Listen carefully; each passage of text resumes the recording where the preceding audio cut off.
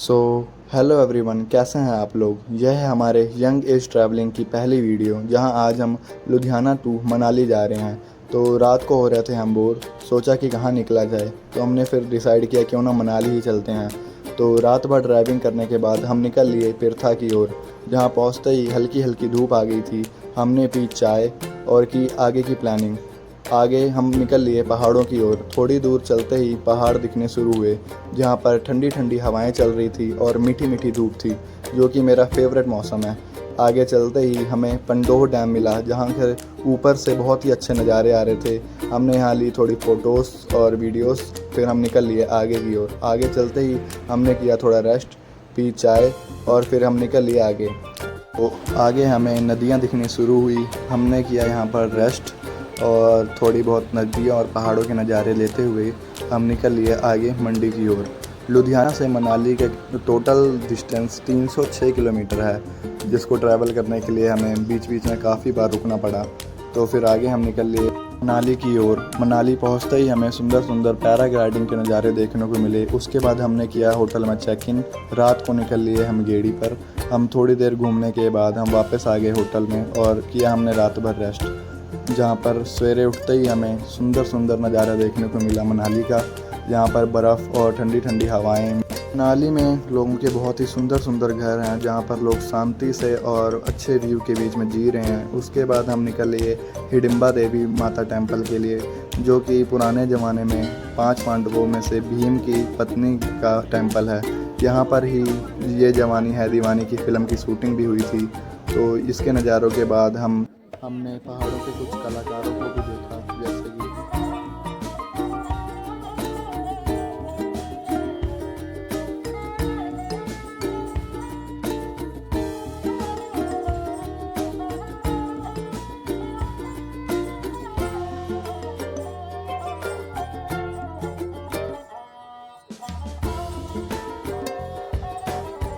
हिडिंबा हिल view से होते हुए हम निकल लिए आगे जोगनी वाटरफॉल की ओर, जहाँ पर काफ़ी लंबी ट्रैकिंग है।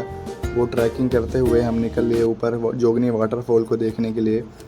जैसे जैसे हम पहाड़ चढ़ते गए और हमारे अंदर चिड़चिड़ापन बढ़ता गया, और आगे चलते चलते हमने फिर मैगी वगैरह खाई। उसके बाद हम चल दिए ऊपर की ओर। ऊपर हमने सिग्मा इमोजी वाला पहाड़ देखा। उसके बाद हम चल लिए आगे, जहाँ पर लिखा हुआ था ऊपर चढ़ना सख्त मना है। पर उसके बाद थोड़ी दूर की ट्रैकिंग और थी, फिर जोगनी वाटरफॉल के नज़ारे दिखने शुरू हो जाते हैं।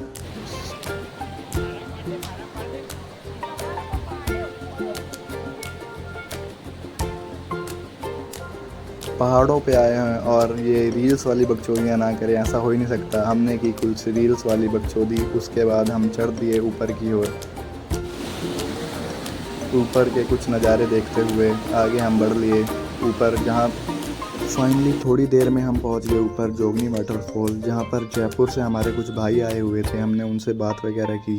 उसके बाद हमने थोड़ी देर रील्स वगैरह बनाई एंड ऊपर हमने काफ़ी देर तक वेट किया। झरने से डायरेक्ट बूंदें हमारे ऊपर पड़ रही थी, तो गर्मी भी कम ही लग रही थी। पूरा अच्छा मौसम था ऊपर। तो काफ़ी देर वेट करने के बाद हम चल दिए नीचे की ओर। तो जितनी प्रॉब्लम चढ़ने में हुई थी उतना उतरने में नहीं हुई। हम काफ़ी आसानी से नीचे उतर गए। तो ये है नीचे से ऊपर का कुछ व्यू। उसके बाद हम आगे बढ़ लिए। हमने सोचा कि मनाली से अब हम चलते हैं अटल टनल की ओर। उसके बाद हम उसके लिए आगे बढ़ गए।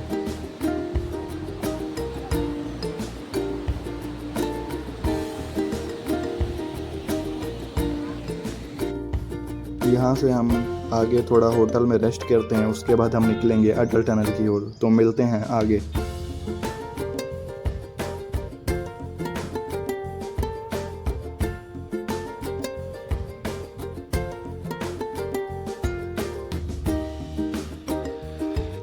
मनाली से थोड़ा आगे आते ही हमें राफ्टिंग मिली, तो हमने राफ्टिंग भी ट्राई की। हमने वीडियोस नहीं बनाई क्योंकि वो वीडियोस के अलग से चार्ज करते हैं 500 रुपीज़।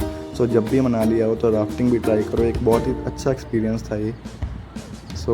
मनाली से ही थोड़ा आगे ये हमें ट्रैकिंग देखने को मिली। हमने अपनी स्कूट की थोड़ी देर पार्क कर ली साइड में और थोड़ा ऊपर जाके हमने एक्सप्लोर किया। काफ़ी ऊपर से अच्छे नज़ारे देखने को मिले। थोड़ी देर हमने यहाँ टाइम स्पेंड किया। उसके बाद हम निकल लिए सोलांग वैली की तरफ। सोलांग वैली पहुँचते ही हमने सबसे पहले एक होटल लिया और वहाँ पर रेस्ट किया थोड़ी देर। उसके बाद हम चलेंगे सोलांग वैली में थोड़ी देर स्टे करने के बाद हम चल दिए वापस ही कुल्लू की ओर। मनाली से होते हुए हम निकल लिए कुल्लू की तरफ। कुल्लू में हमने थोड़ी देर एक्सप्लोर किया, थोड़ा अंदर गए कुल्लू के और वहाँ से हमने कर दी वापसी लुधियाना की ओर। तो इस वीडियो में उतने ही। हम मिलते हैं आपको अगली वीडियो में। धन्यवाद।